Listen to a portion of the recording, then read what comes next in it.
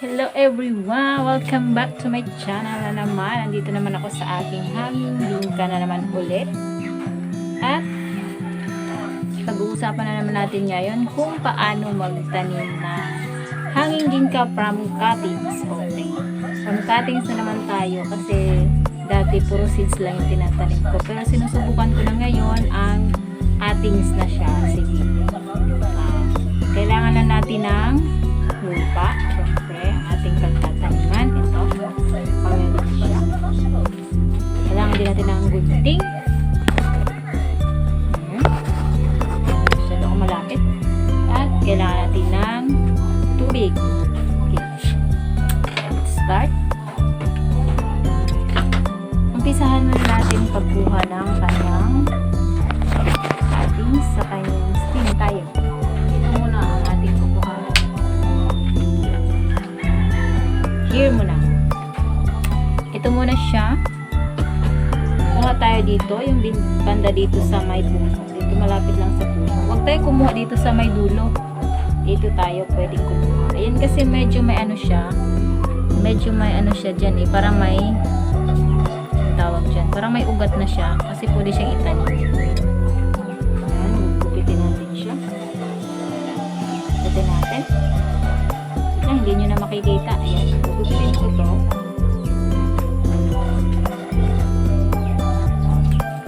Ayan. Gupit ko na yung isa.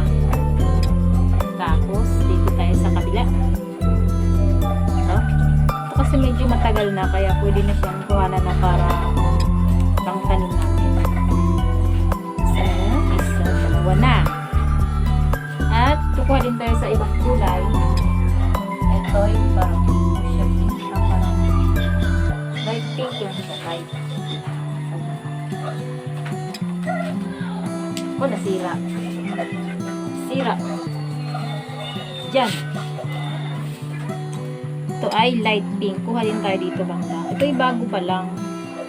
Huwag na lang muna ito kasi bago pa lang pala ito. Ito kasi medyo matagal na. Ito yung medyo matagal na siya. Tulok to ito ng cuttings. Cuttings lang ang tinanim dito. Ayan, kuha na naman tayo dito sa isa. Dito tayo banda sa malapit sa puno. Ito, medyo matanda na siya. Pwede siyang puno.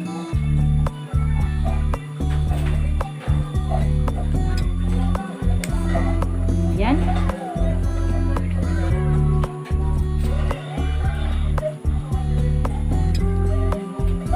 Then, pang-apat. Apat lang yun eh.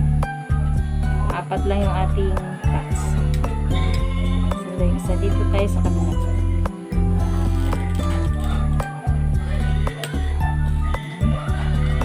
Apat na to. Pag kayo kumuha ng pangtanim, itatanim nyo, dito kayo banda kukuha sa malapit sa may puno. Huwag kayo dito sa may dulo kasi bihira lang nabubuhay pagka kumukuha kayo dito sa dulo. Ito kasi medyo matanda na yung kanyang stem dito sa taas. Kaya, yun yung tips para mabilis mabuhay. Mas maganda po kasi pag magtanim nito dito sa cuttings kasi mas mabilis siya mamulaklak tapos mabilis siyang lumaki. Hindi siya katulad nung sa seeds na medyo matagal. Abutin ng 2 buwan or 3 buwan bago mamulaklak. Ito pagka cuttings lang, kahit 1 month lang namulaklak na siya. Mabilis lang po ito. Isa. Nako, nasira ko yung isa. Ayan, pang-5 na.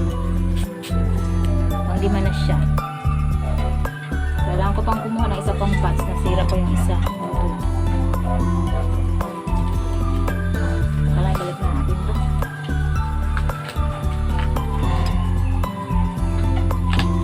Patayin na natin siya. Babasain muna natin yung lupa.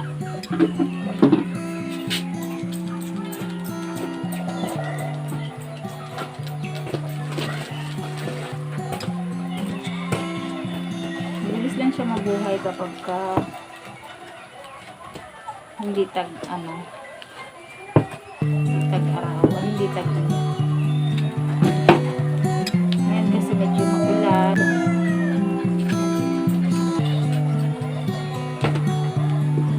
Tapos lalagyan mo pa ng kunting lupa dito sa ibabaw. Wala pa kasi tayong lupa.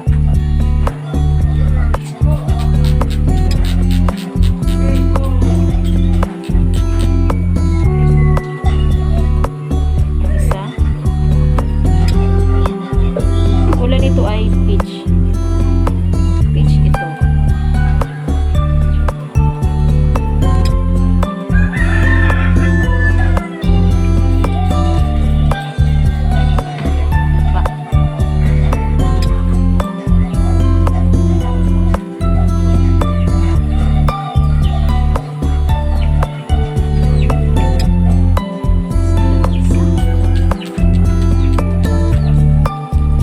Medyo matigas na yung lupa.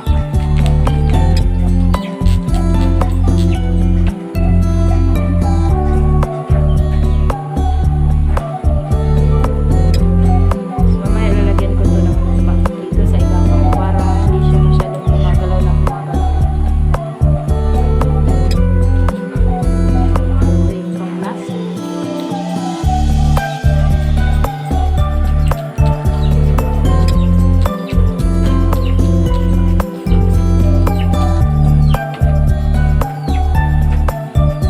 Peach ulit.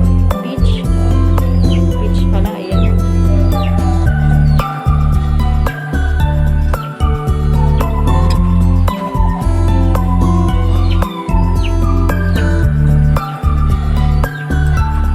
At kailangan mo siyang tanggalin yung mga dilaw-dilaw. Ayan.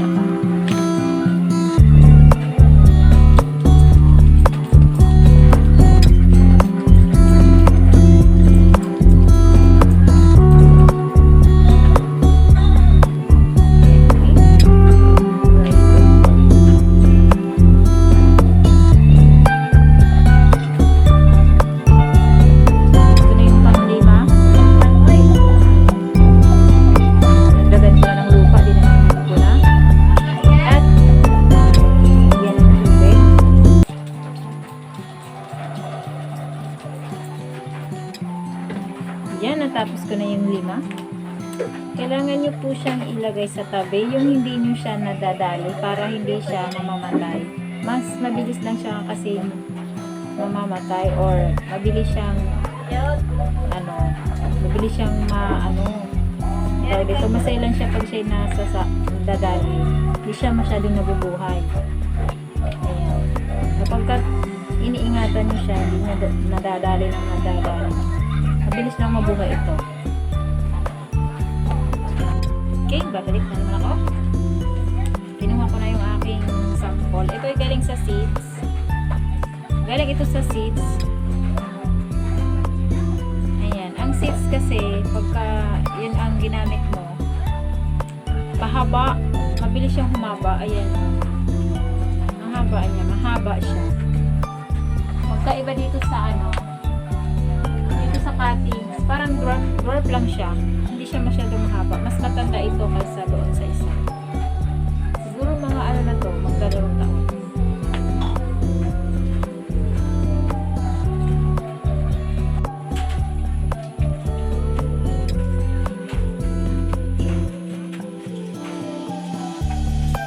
Yan, sana po may naintindihan kayo doon sa aking mga sinasabing tips at sana po mag-subscribe kayo sa aking channel, lalo na sa mga bago pa lang dito sa aking channel.